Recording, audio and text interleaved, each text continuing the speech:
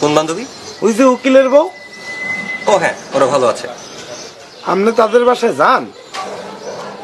ঢাকার সাভারের আশুলিয়ায় দুর্বৃত্তদের গুলিতে আহত হয়েছেন ছোট পর্দার অভিনেতা আজিজুর রহমান আজাদ। গুলিবদ্ধ আজাদকে ঢাকার উত্তরার শিপ ইন্টারন্যাশনাল হসপিটালে ভর্তি করা হয়েছে। না বন্ধুরা, এটা কোনো নাটক বা সিনেমার দৃশ্য নয়, এটি একটি বাস্তব ঘটনা। চলুন বিস্তারিত জেনে নেওয়া যাক। আশুলিয়ার জিরাবোর নিজ বাড়িতে গুলিবিদ্ধ হয়েছেন ছোট পর্দার অভিনেতা আজিজুর রহমান আজাদ। রবিবার ভোররাতে ডাকাতির উদ্দেশ্য বাড়িতে এক দল দুর্বৃত্তকারী প্রবেশ করলে ঘটনাক্রমে তাদের হামলায় গুলিবিদ্ধ হন অভিনেতা। অভিনেতার স্ত্রী ও মা দুজনেই গুরুতর আহত হন বলেও জানা গেছে। খবরটি নিশ্চিত করেছেন অভিনেতার ভগ্নিপতি ও নির্মাতা তপু খান। তিনি বলেন, ঘটনাটি ঘটেছে ভোরবেলায়। কয়েকজন ডাকাত বাসার রান্নাঘরের গ্রিল কেটে ঘরে ঢুকে। এরপর বাসার সবাই টের পেয়ে রান্নাঘরে গেলে সে সময় অভিনেতার স্ত্রীর মাথায় এবং তার মায়ের পায়ে গুরুতরভাবে আঘাত লাগে।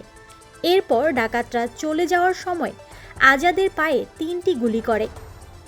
পরে স্থানীয়রা গুলিবিদ্ধ অভিনেতা সহ সবাইকে উদ্ধার করে হাসপাতালে নিয়ে যান। তবে কী কারণে তাকে হত্যার চেষ্টা করা হয় সে বিষয়ে কেউ কিছু জানাতে পারেনি। শিপ ইন্টারন্যাশনাল হাসপাতালের চিকিৎসক ডাক্তার কামরুজ্জামান বলেন, অভিনেতার শরীরে 3টি গুলিবিদ্ধ হয়েছে। বর্তমানে তিনি শঙ্কামুক্ত।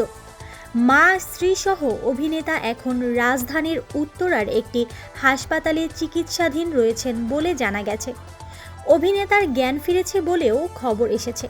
হাসপাতালে অভিনেতার দেখাশোনা করছেন আরেক নির্মাতা আনিসুর রহমান রাজীব। এই ঘটনায় আশুলিয়া থানার ভারপ্রাপ্ত কর্মকর্তা ওসি নূর আলম সিদ্দিক বলেন, ওই বাসার কোনো জিনিসপত্র খোয়া যায়নি, তাই ডাকাতি নাকি অন্য কোনো উদ্দেশ্যে গুলি করা হয়েছে তা স্পষ্ট নয়। আমরা সিসিটিভি ফুটেজ পর্যবেক্ষণ করছি। তদন্তের পর এ বিষয়ে নিশ্চিত করে কিছু বলা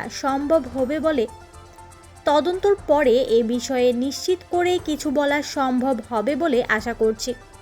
আজিজুর রহমান আজাদ একজন অভিনেতা। ক্যারেক্টার আর্টিস্ট হিসেবে বিভিন্ন নাটকে দেখা যায় তাকে। টিভিসি সহ হোটেল রিল্যাক্স, ফিমেল, ব্যাচেলার পয়েন্টের মতো জনপ্রিয় নাটকে অভিনয় করেছেন তিনি। এছাড়া লিডার সিনেমাতেও তাকে দেখা যায়।